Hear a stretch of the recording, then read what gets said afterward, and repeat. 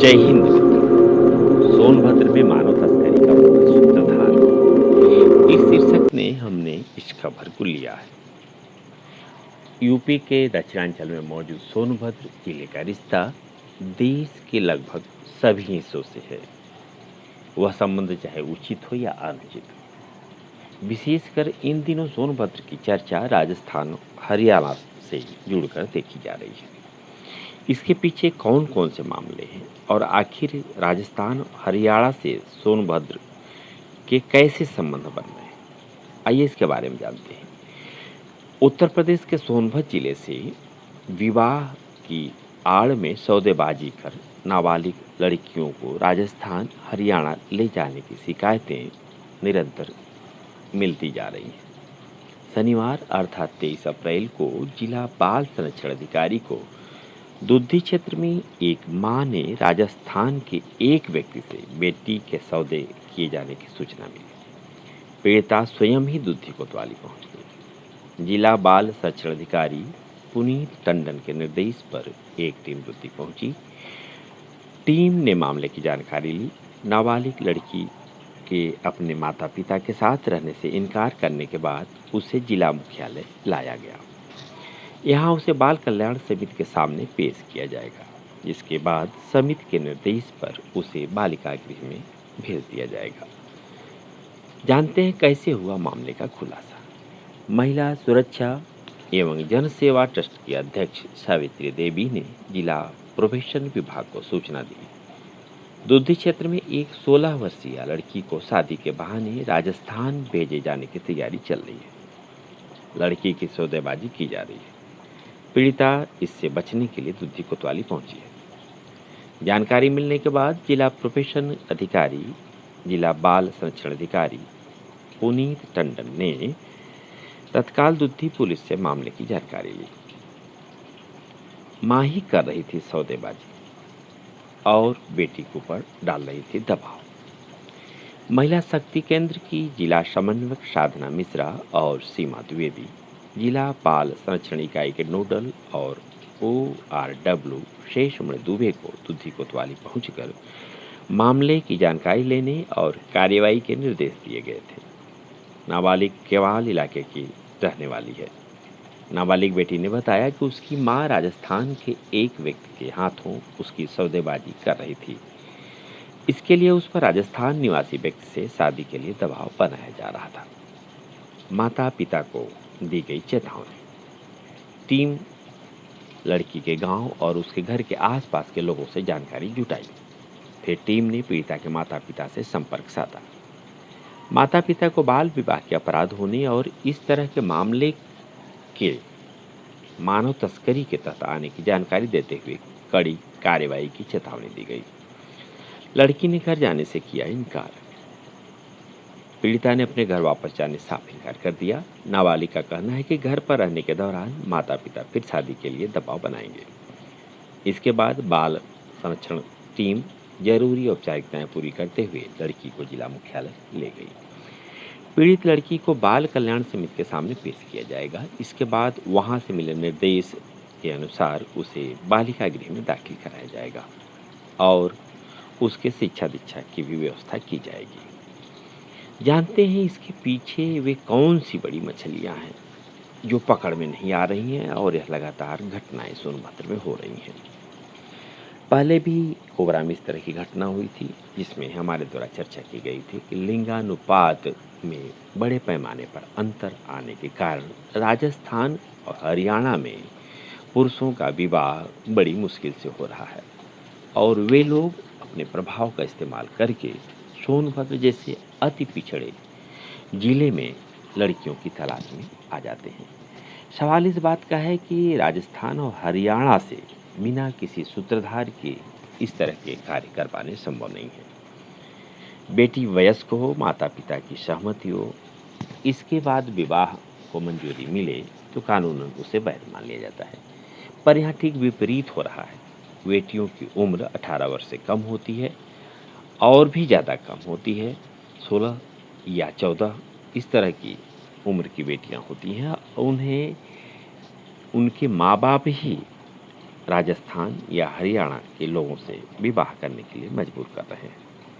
पिछली शिकायत में ओबरा की बेटी ने बताया था कि उसकी मां ने 4 लाख रुपए लेकर के किसी ऐसे पुरुष के साथ उसका विवाह रचाने का दबाव बनाया जिसकी उम्र उससे 2 गुने से या 3 गुने से के बराबर थी।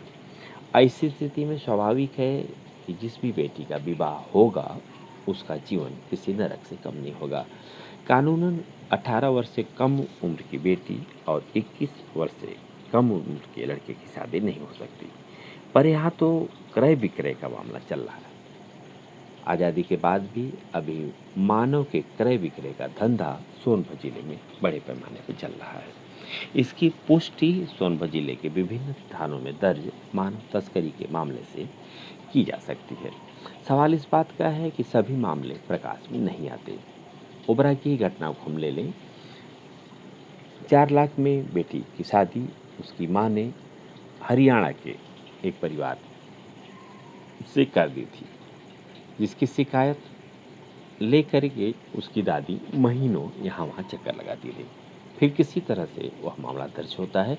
12 लोगों के खिलाफ मामला दर्ज हुआ, जिसमें से उसकी माँ और उसका जो कथित पति है उसकी गिरफ्तारी भी हुई।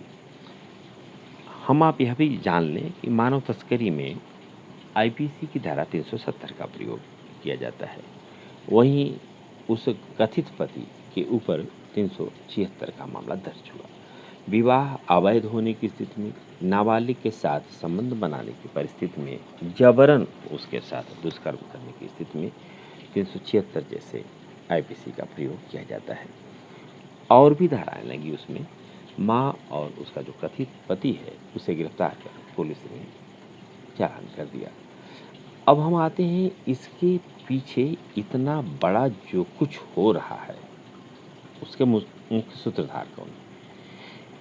कहीं ऐसा तो नहीं कि उनकी पकड़ जिम्मेदारों के साथ मजबूत तरीके से है ताकि वे अपने काम को बड़े बखूबी अंजाम देते हैं और वे पकड़े भी नहीं जाते। दुधी के मामले में भी इस तरह की बात हो सकती है। सोनभद्र से राजस्थान से संबंध सीधे बिना किसी परिचय का नहीं हो सकता, चाहे कोई इसमें पहले से सूत्रधार हो या वर्तमान समय में भी इसका कोई सूत्रधार हो। ऐसे लोगों को तो पकड़ना ही होगा। बिना इनके पकड़े नाबालिग बेटियों की बड़े पैमाने पर हो रही शादियों पर रोक नहीं लग पाएगी। और ऐसे लोगों का महज एक ही काम होता है, चाहे जैसे भी हो उन्हें पैसा मिले, और उस पैसे की आड़ में वे नाबालिग बेटियों की शादी अधीरों से भी कराने से नहीं हिचक रहे हैं। दूसरी तरफ जो माताएं हैं अपनी बेटियों को किसी ऐसे पुरुषों के हाथ बेचने के लिए मजबूर हो रही हैं, उसको यह जानना पड़ेगा कि माताएं आखिरकार यह स्वेच्छा से कर रही हैं या जबरन कर रही हैं। आइए उन तथ्यों के बारे में भी हम चर्चा कर लेते हैं। स्वाभाविक तौर पर कोई भी माँ अपने बच्चे को बेचना नहीं पसंद करेगी। फिर आखिर वह क्यों बेच रही है, उसके पीछे क्या कारण है? नंबर 1 पर गरीबी। यह किसी छिपा नहीं, पिछड़ा क्षेत्र होने के कारण सोनभद्र में अत्यंत गरीबी है। 2 वक्त की रोटी किसी तरह से नसीब हो रही है। वह तो शुक्र मनाइए कि केंद्र और प्रांतीय सरकारों ने कोरोना काल में लोगों को राशन मुहैया कराया, अन्यथा बड़े पैमाने पर जन की भी क्षति हो सकती है। इस पर चर्चा करेंगे बाद में। फिलहाल यहाँ देखें कि गरीबी ही मूल कारण है, इसे इनकार नहीं किया जा सकता। दूसरी तरफ आते हैं अशिक्षा। मौलिक अधिकार में 14 वर्ष तक के बच्चों को निःशुल्क शिक्षा देने का प्रावधान जरूर है, पर सोनभद्र जिले में विशेषकर ओबरा विधानसभा और दुद्धी विधानसभा में, रावटगंज विधानसभा के पूर्वी छोर और घोरावल विधानसभा के पश्चिमी छोर पर भी ऐसे बच्चे देखने को मिल जाएंगे जिसमें से जो भेड़ बकरियां चराते हुए मिलेंगे। हमारे यहाँ संविधान में उनके लिए यह व्यवस्था जरूर की गई है, उन्हें शिक्षा दी जाएगी। मौलिक अधिकार में हम आपको बता दूं 14 वर्ष तक के बच्चों को निःशुल्क शिक्षा देने का प्रावधान है, पर उनके मौलिक अधिकारों के लिए कौन लड़ेगा? उनके माँ-बाप अत्यंत गरीब हैं और जो इसके लिए ज़िम्मेदार हैं, उनमें से कुछ ही ऐसे हैं जो संवेदनशील हैं और ऐसे लोगों की वे चिंता करते हैं। बड़े पैमाने पर सोनभद्र को चारागाह माना जाता है। प्रारंभ में कोई अधिकारी यहाँ नहीं आना चाहता, पर आ जाता है तो यहाँ से जल्दी जाना नहीं चाहता। सभी अधिकारी ऐसे नहीं हैं। कुछ अधिकारियों की मेहनत के बदौलत, ईमानदारी के बदौलत जो कुछ थोड़ा बहुत विकास हुआ है, सब उन लोगों की देन है। पर अधिकांश की स्थिति किसी से छिपी नहीं है। कुछ और भी चीज़ें होती हैं, जैसे लोगों को पैसे की ललक। अभी तो बात हो रही है बेटियों की बिक्री की। इसके अलावा और भी कुछ ऐसी घटनाएँ हैं जिसमें लड़के भी यहाँ से विविध लालचों में सोनभद्र जिले से गैर प्रांतों को, विशेषकर हरियाणा और राजस्थान की ओर जाते हैं। स्वाभाविक है, कभी-कभार वहाँ जब कोई दुर्घटनाएँ हो जाती हैं, तब जाकर के सोनभद्र में उसकी चर्चा होती है और उसमें भी कम उम्र के भी बालक जाते हैं। जो लोग इस क्षेत्रों में काम करते हैं, इनके लिए चाहे वह ओबरा हो या दुद्दी हो, इन स्थानों पर उन्होंने अपना ठिकाना बना रखा है और विशेषकर जिस दिन बाजार लगती है, उस दिन इन लोगों की गतिविधियाँ बढ़ जाती हैं और इन लड़कों को, जिनकी उम्र काफ़ी कम होती है, वयस्क नहीं होते, उनको बहला-फुसला कर वहाँ ले जाएँगे, काम देंगे, काम के बदले पैसा देंगे। ऐसा लालच दिखा करके उन्हें यहाँ से ले जाते हैं। जब कभी उनके माता-पिता के द्वारा आपत्ति की जाती है, तब वे उन्हें किसी तरह से वापस करते हैं। ऐसे लड़कों की भी कमी नहीं है। जाते तो ज़रूर हैं काम के बहाने, परंतु वहाँ से शिकायतें प्राप्त होती हैं कि उनका शोषण किया जाता है। वे घर आना चाहते हैं तो भी घर उन्हें आने नहीं दिया जाता। अर्थात चाहे वह लड़की हो या लड़का, सोनभद्र से मानव तस्करी का धंधा बड़े पैमाने पर चल रहा है। यह किसी छिपा नहीं। क्या यह संभव है कि जिन क्षेत्रों में बड़े पैमाने पर मानव तस्करी का काम हो रहा हो, वहाँ का प्रशासन इससे अनभिज्ञ हो? यह तो नहीं कहा जा सकता कि उसको जानकारी है, क्योंकि यह कहना जानकारी है तो वह कार्रवाई करेगा। पर दूसरा जो एक पक्ष है कि इस तरह के अगर कार्य हो रहे हैं, तो क्या उन्हें इसकी जानकारी नहीं है? यह जानकारी होने के बाद भी वे अनभिज्ञ बने हुए हैं। सवाल उठता है, सोनभद्र जिला अब जाकर के शांत हुआ है।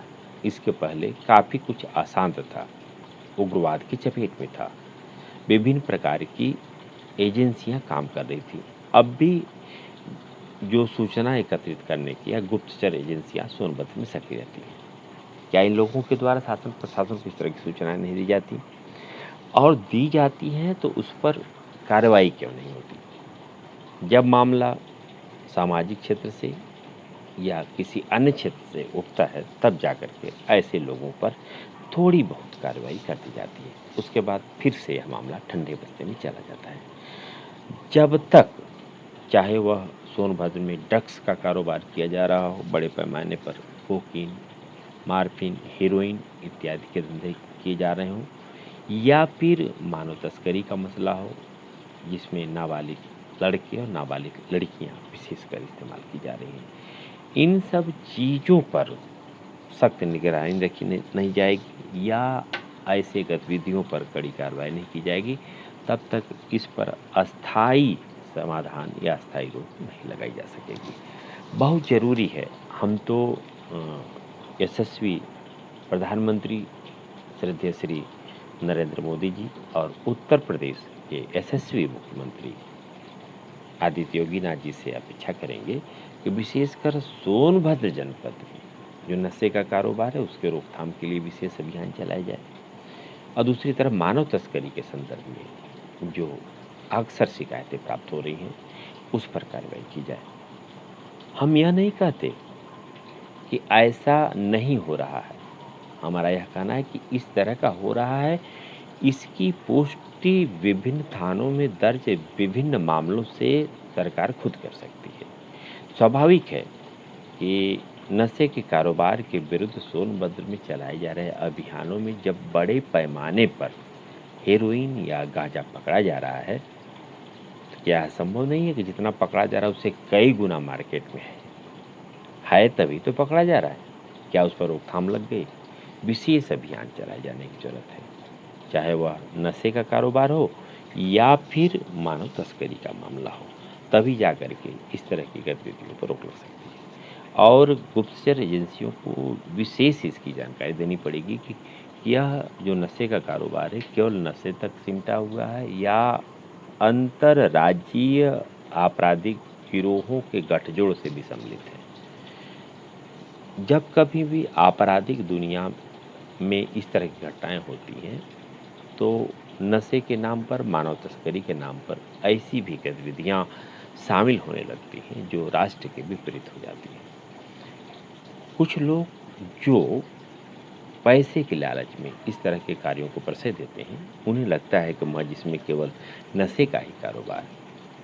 पर उसमें केवल नशे का ही कारोबार नहीं होता, बल्कि उसके नाम पर कुछ और गंभीर कार्य किए जा रहे होंगे, जिसकी संभावनाएं बनी रहती हैं। हमें इस बात का भी चिंतन करना चाहिए। सोनभद्र जनपद पूरे देश में अत्यंत महत्वपूर्ण स्थानों में से एक है। हम बता दूं कि पूरे देश भर में ये जो सोनभद्र जनपद है, आसपास का जो सिंगरौली जिला है, यहाँ सबसे अधिक बिजली उत्पादन होता है। प्रतिष्ठित औद्योगिक घराने हैं। इसे महज नशे के कारोबार या केवल मानव तस्करी से ही जोड़ करके न देखा जाए, बल्कि इस तरह की गतिविधियों को बड़े अपराधों से जोड़कर देखा जाना चाहिए और उसके रोकथाम के लिए कुछ इसी तरह की पहल की जानी चाहिए। सीमावर्ती क्षेत्र है, सोनभद्र से हम जानते हैं। सोनभद्र उत्तर प्रदेश के दक्षिणी छोर पर स्थित है और सोनभद्र से लगा हुआ मध्य प्रदेश, छत्तीसगढ़, झारखंड, बिहार प्रांत है।